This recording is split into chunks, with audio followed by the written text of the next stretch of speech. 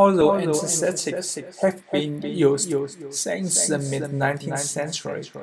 The exact mechanism of how they work is not well understood.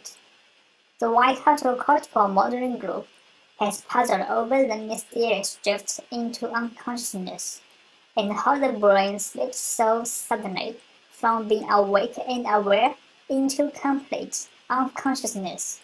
We thank patient's assistance on the demonstration of the sleep series now. So, does the brain experience a gradual transition from wake to sleep? Or this transition occurs abruptly?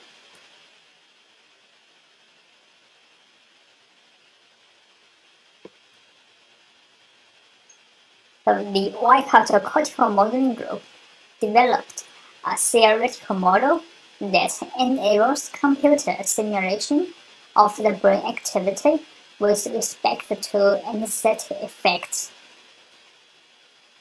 So by increasing the concentration of the anesthetic drug, our brain model suggests that the brain undergoes a sudden change from wake to unconsciousness. So in other words, the anesthetic drug will shut down the brain. Now, by decreasing the concentration of the anesthetic drug, the brain will be immediately brought back to an awake state, accompanied with an emotionally distorted feeling. That's why Pashin is so angry, being waked up from his sleep.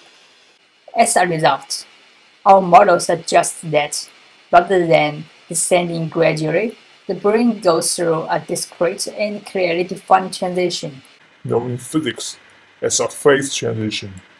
We hope that better knowledge of anesthetic unconsciousness Will not only improve patient safety, but also brings us a step closer to understanding other changes in brain states.